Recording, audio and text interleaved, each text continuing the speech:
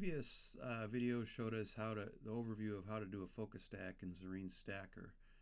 In this video I want to show the very basics of retouching, which you're going to need a lot if you're doing focus stacking. Otherwise the scenes you can photograph with good results are going to be pretty limited, or you're going to get, amateur grade results with artifacts and motions and stuff. So what I've got here on this scene is I've got a hiker that's gotten mangled because it took 5 frames and the hikers were moving. There's actually 2 of them. We're going to fix that. Now over on the left there's an output. DMAP01 was this result of the stack that it generated. In this case, what I want to do is paint over this hiker and the shadow in this case, so that everything looks like it's supposed to. So what I'll do is choose Edit, Start Retouching. And that'll take a little bit as it preps things. And now you can see with frame 5 selected, that's the infinity focus one.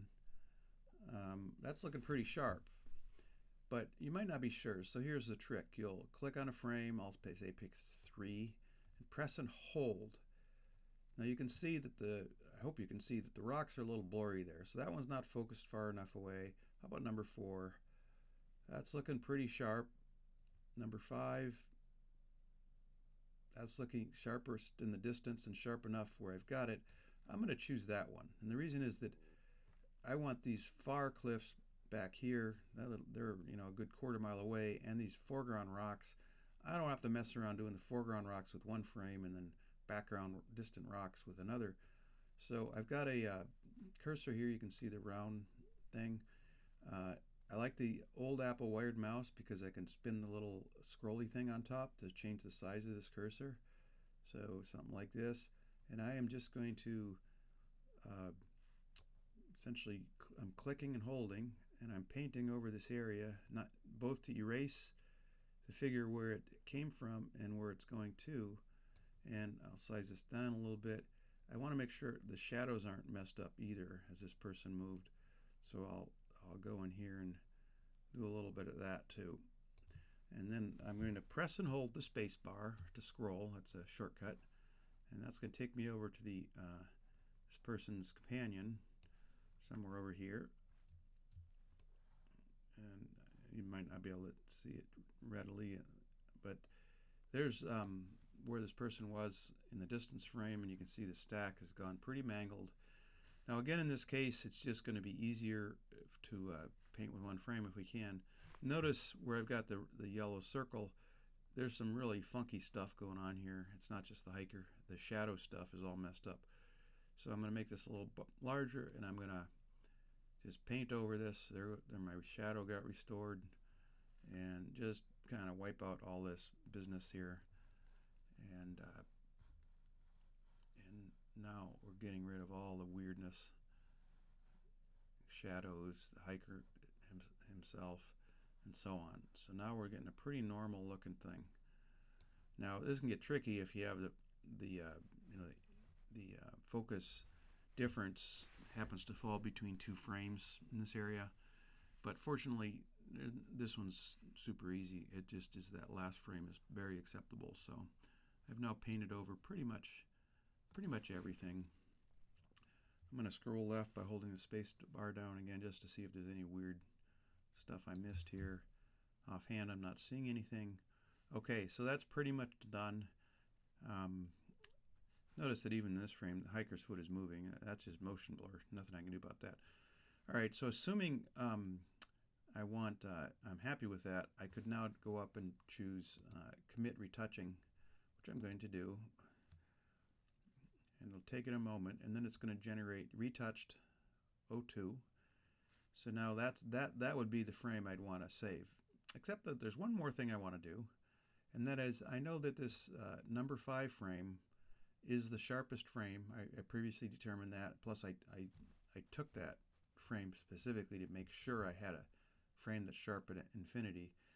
I want to paint over everything that's far away with this frame so that I don't have any motion or lighting or other essentially conflicts between the different frames.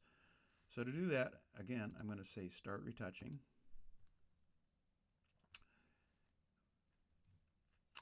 and it's going to take a moment. And then in this case, I don't need to be zoomed in, so I'm going to go down to the control here, and I'm going to say fit into window.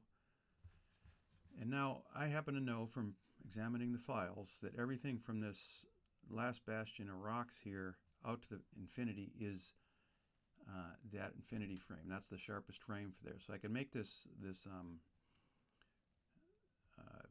circle about the right size to cover that. And this is kind of slow because it's trying to cover a 100 megapixel image. So I'm going to go click, and it'll take it a moment. Basically I'm covering the big areas. Click, chugga, and then click. All right, so any motion in those clouds or anything like that is now taken care of there. Now I'm going to make the brush smaller. Again, the Apple original wired mouse I think is a great choice for this. And then with this smaller brush, I'm going to come in here and I'm going to just paint over these other areas which I probably missed. Again, this isn't the fastest operation in the world. You want a fast computer for this. And I'm going to go in here and get down in there. And I know from looking at it that I can grab this edge. So at this point, it could get. I leave these edges for last. So I haven't done this area over here. So I'm going to come over here, and I'm going to make sure this stuff is taken care of. You can drag, but with an image this large, it's a little slow. So I'm just dragging over that stuff. Now, because I know the distance frame is pretty much good, I can now go in and just finish the job by dragging over right past that last area of rocks and edges, and you can go back and forth, let go every so often, don't try to do it all at once, paint over this stuff back and forth, let go again, just that way you can undo if you screw up. And so I'm just sort of following these two adjoining areas of rocks because I want to have that infinity frame take charge and wipe out anything conflicting there. Get into these shadows. This one might be a little tricky because this rock is a little closer, so I'm going to sort of leave that guy alone. This one I know is okay because I looked at it, and so I just kind of did that whole edge. Now of course you can go in there and fine tune this if there's another frame that's a little sharper and it's sort of an edge transition zone. But that's the basic process.